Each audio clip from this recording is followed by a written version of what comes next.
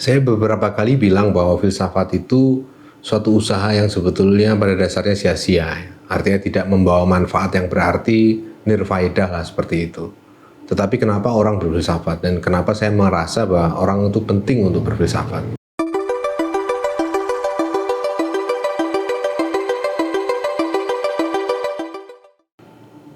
Orang itu sering bingung dengan masalah ini. Filsafat itu di satu sisi seperti tidak berguna, tetapi di sisi lain kok ya sepertinya sayang untuk dilewatkan. Apa yang membuatnya sayang untuk dilewatkan kalau dia tidak berguna? Pertanyaan seperti ini memang wajar diajukan terhadap disiplin ilmu ini. Gitu. Sebab berbeda dari disiplin ilmu lain, filsafat itu jelas tidak punya kontribusi apa-apa terhadap hidup ya. Andaikan ada satu orang yang di satu dunia post apokaliptik di mana manusia sudah langka seperti itu, keahlian dari bidang-bidang keilmuan tertentu tentunya akan berguna ya. Dokter, orang yang mempelajari kedokteran itu tentu akan terpakai. Orang yang mempelajari katakanlah psikologi tentu juga terpakai untuk membaca maksud orang dan seterusnya dalam situasi seperti itu. Tapi orang yang belajar filsafat sepertinya tidak akan punya banyak fungsi dalam dunia seperti itu. Itu menunjukkan satu hal yang laten dalam filsafat, yaitu ketidakbergunaan itu. Tetapi ini satu semacam pisau bermata dua ya. Ketidakbergunaan itu adalah kelemahan sekaligus kekuatan dari filsafat itu. Kenapa demikian? Karena filsafat itu kan sebetulnya adalah suatu ilmu yang menggali akar dari segala sesuatu. Dia tuh lebih banyak merenung tentang dunia, dan dari segi melihat dunia itulah sebetulnya dia itu seorang yang belajar filsafat yang tekun di bidang itu akan kemudian mendapatkan kepekaan baru. Nah, inilah yang sebetulnya dimaksud dengan buah dari pelajaran filsafat, buah dari mendalami sesuatu yang tidak berguna itu. Ketika kita sampai kepada intisari dari ketidakbergunaan, kita akan begitu peka terhadap apapun juga, karena bahkan yang paling rendah pun kita sudah sampai, ibaratnya seperti itu.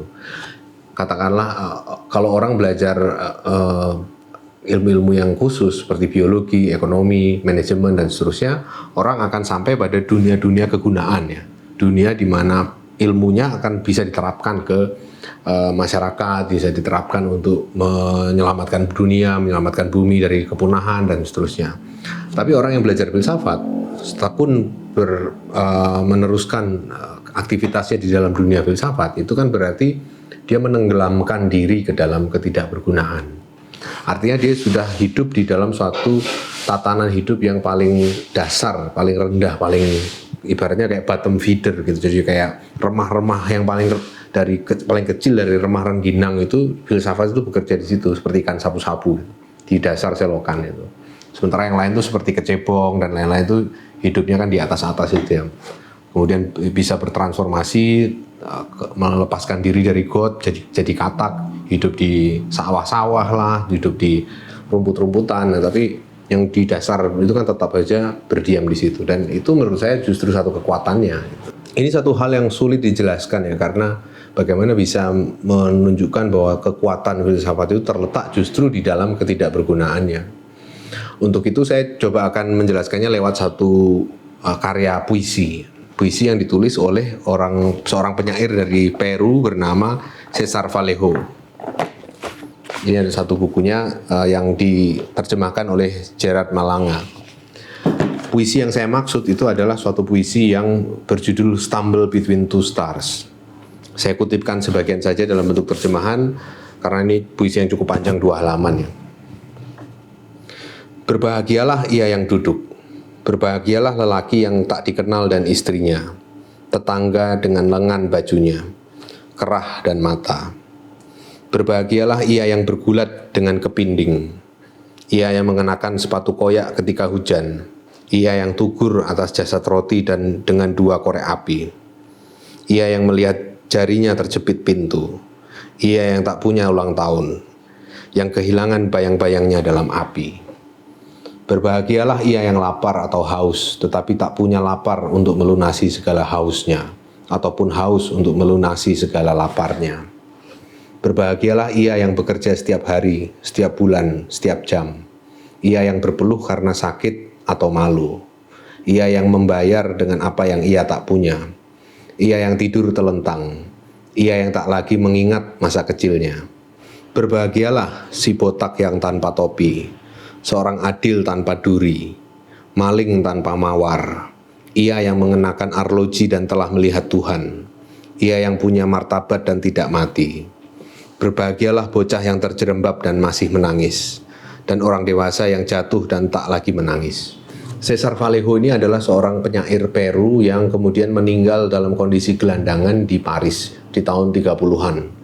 Dia nggak punya duit, luntang-luntung ke sana kemari, terus akhirnya meninggal karena sakit dan juga karena lapar dan kompleksitas yang ada di dalam dirinya itu. Dia nggak pernah menjadi terkenal pada masanya, si Cesar Vallejo ini. Ini adalah salah satu puisi yang dia tulis beberapa waktu sebelum dia meninggal. Ini tahun 11 Oktober 1937. Jadi ini menggambarkan, kalau dalam bayangan saya, dilema dari filsafat itu. Jadi filsafat itu seperti orang yang duduk ya, yang ada dalam puisi ini. Kan tadi dikatakan di awal, berbahagialah ia yang duduk. Berbahagialah lelaki tak dikenal dan istrinya.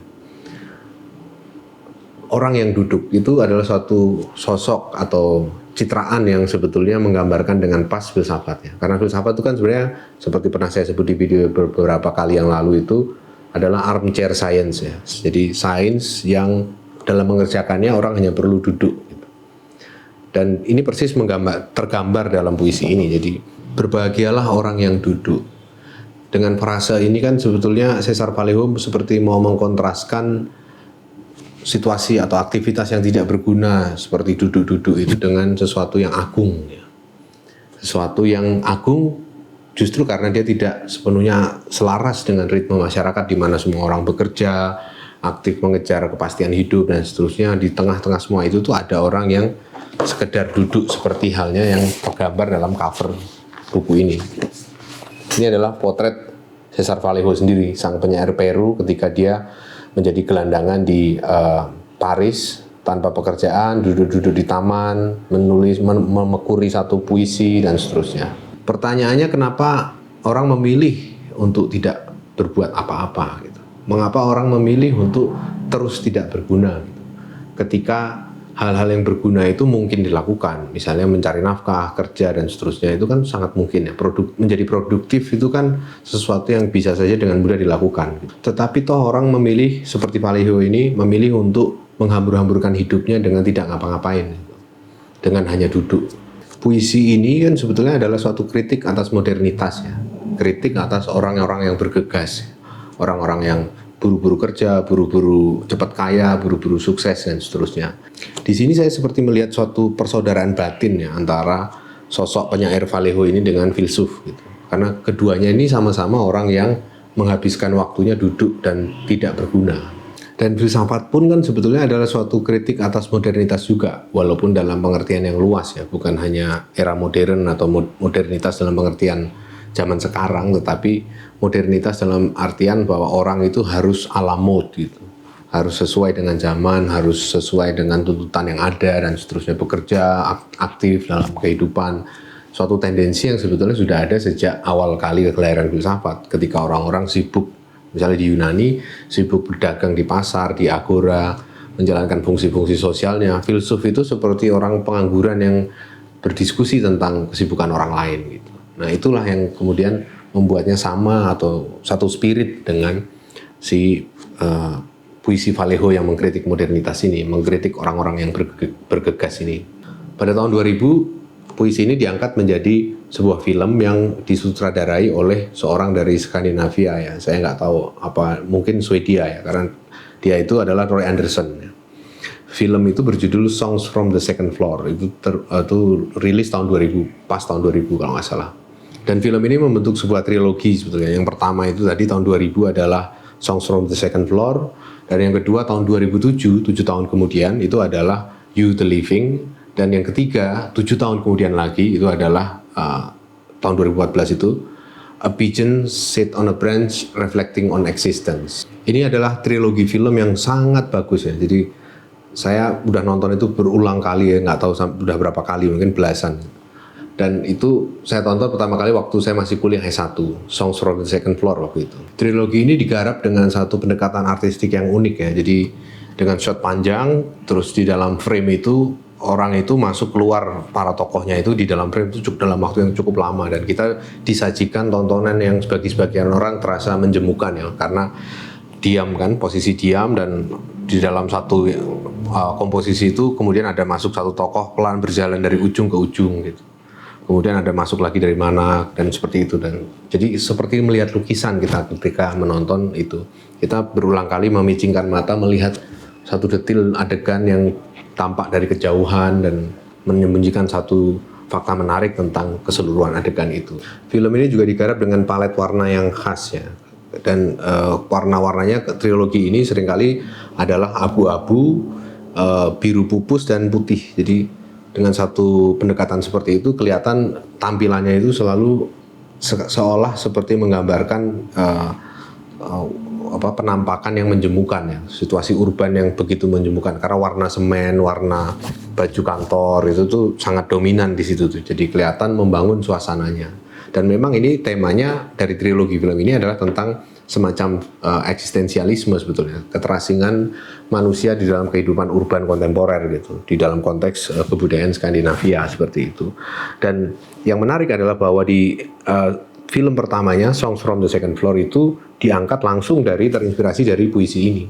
Jadi Roy Andersson sendiri mengatakan memang film itu secara keseluruhan itu dibasiskan pada feel dari puisi ini. Jadi suasana atau bahkan lirik dari puisi ini. Jadi karena sebagian dari dialog yang tadi saya bacakan, puisi ini itu muncul dalam dialog tokoh-tokohnya di dalam Songs from the Second Floor. Dan itu persis menggambarkan bagaimana masyarakat Eropa itu diarahkan untuk maju mengejar pembangunan ekonomi, pertumbuhan, persaingan kerja dan seterusnya, situasi kehidupan kantor yang serba menekan dan seterusnya itu. Tapi semua itu kemudian untuk apa gitu. Jadi ada pertanyaan-pertanyaan tentang untuk apa sebetulnya semua ini gitu. Maka dari situ muncul kutipan dari puisi Vallejo ini. Misalnya, berbahagialah ia yang duduk, terus kemudian berbahagialah ia yang melihat jarinya terjepit pintu. Itu menjadi satu adegan tersendiri di dalam film itu.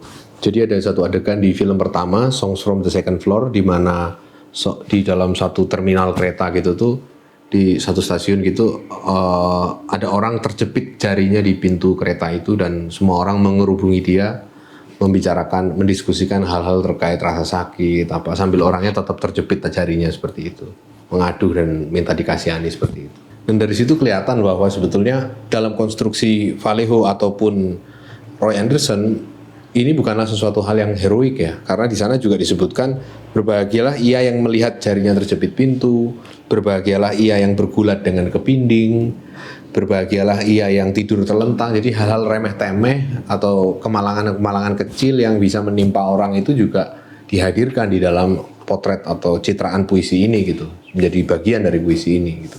Dan di film itu juga tergambar demikian. Jadi artinya bahwa ketika filsafat itu disamakan dengan orang yang berbahagialah ia yang duduk, atau si orang yang duduk tidak melakukan apa-apa, itu juga bukan dalam konteks menggambarkan sesuatu aktivitas yang heroik, yang penuh permenungan, duduk terdiam, berpikir-pikir, bukan. Tapi dalam konteks orang yang sekalipun dia digerogoti kepinding, harus bergulat dengan jari kejepit pintu, tidur terlentang karena lapar, harus ditahan dan seterusnya, toh dia tetap juga menghabiskan waktunya dengan duduk-duduk.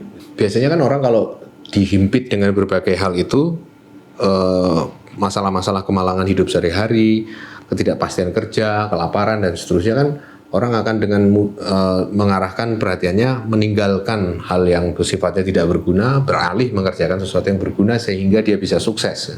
Tapi dalam konstruksi puisi dan film yang tadi saya sebutkan tidak begitu, malah dia justru merayakan berbahagialah ia yang duduk, yang tetap duduk walaupun segala macam itu. Jadi saya melihat justru ada penggambaran sosok yang konyol sekaligus sakral di dalam orang yang duduk itu. Orang yang tidak berbuat apa-apa walaupun dia tahu kalau dia nggak berbuat apa-apa dia nggak akan selamat, seperti itu.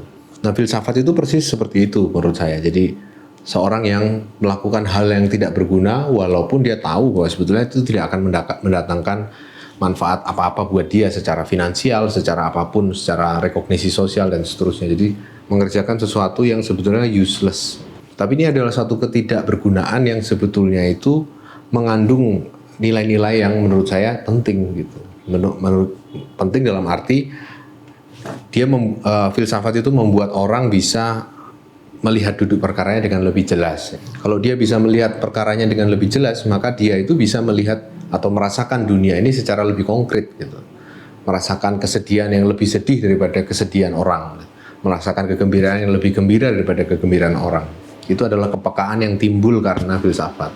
Orang yang belajar filsafat itu bisa bersedih justru ketika semua orang bahagia, atau bisa berbahagia ketika semua orang itu sedih. Jadi bolak-balik seperti itu sangat dimungkinkan karena tadi itu, karena ketika melihat segala sesuatunya itu dengan sangat rinci, dengan sangat detail seperti itu, maka akan terbuka ruang-ruang pemaknaan baru yang sebelumnya tidak terakses gitu.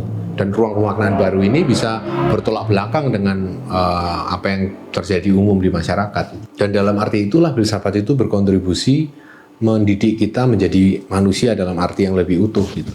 Lebih bisa peka terhadap berbagai macam jenis kesedihan yang sebelumnya tidak terpilah gitu. Sebelumnya kan hanya ada satu hal, yaitu kesedihan, kesengsaraan, di sisi lain ada kegembiraan. Ternyata ketika sudah mempelajari filsafat, bacaan sastra, dan dalam hal ini saya nggak membedakan ya antara membaca filsafat dengan membaca karya-karya budaya yang lain gitu. Itu akan membantu kita mengapresiasi lapis-lapis yang lebih rinci, lebih halus dari berbagai macam spektrum perasaan itu. Dan dengan begitu filsafat itu berkontribusi membuat kita lebih manusiawi seperti itu.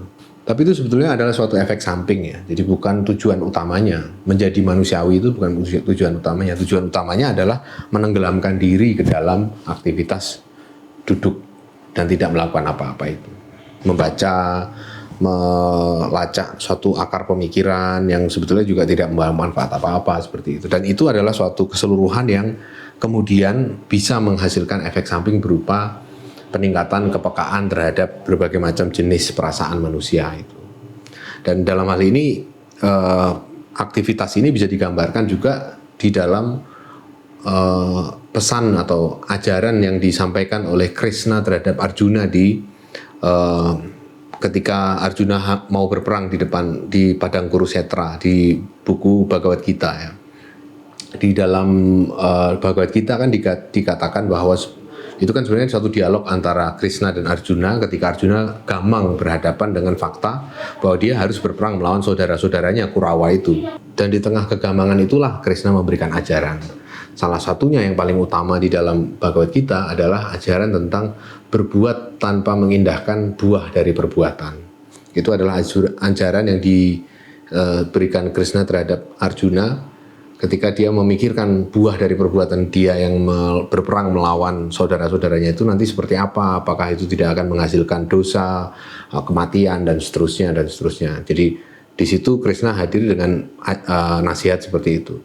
Berbuatlah tanpa kau mengindahkan hasil dari perbuatanmu itu apa. Jadi berbuat aja, tidak perlu memikirkan nanti aku dapat apa, apakah aku berdosa atau enggak. Itu dikesampingkan, jalanilah semua itu. Dan itu persis menggambarkan spirit dari frase berbahagialah ia yang duduk ini. Jadi berbahagialah orang yang tidak mengindahkan buah dari perbuatan, yang tetap berbuat sekalipun itu tidak menghasilkan hasil apa-apa. Dan di situ saya pikir adalah tadi yang saya sebut sebagai bottom feeder, jadi dasar selokan yang kotor itu. Nah disitulah filsafat itu berdiam gitu. Dan dengan cara itulah kita menjadi manusia yang lebih peka. Dan ini adalah satu sikap dasar yang penting ya menurut saya. Ketika orang belajar filsafat, urusan-urusan pamrih seperti nanti akan berguna, nanti akan bisa untuk menyelesaikan masalah ini, itu segala macam, itu lebih baik dikesampingkan dulu. Orang belajar filsafat ya memang karena orang pengen belajar filsafat, pengen tahu buah dari pengetahuan itu, bukan buah dari apa yang bisa dihasilkan dari pengetahuan itu. Karena kalau itu dicampur, maka kita akan menyeret-nyeret filsafat untuk menjadi apa yang disebut oleh teman saya sebagai filsafat tambal ban ya. Filsafat yang sekonyong-konyong harus berguna, dan itu tidak mungkin terjadi, tidak akan bisa diterapkan. Yang bisa diterapkan hanyalah kemudian suatu filsafat yang setengah-setengah ya. Filsafat yang yang tiba-tiba saja harus bisa mengabdi pada satu persoalan tertentu, menyelesaikan satu persoalan tertentu, dengan kata lain menambal ban itu tadi. Jadi apa yang harusnya dilakukan ketika orang berfilsafat masuk ke dalam dunia itu, menurut saya itu adalah ya berbahagialah karena kau sudah mau belajar filsafat sekalipun kamu tahu bahwa itu tidak berguna gitu.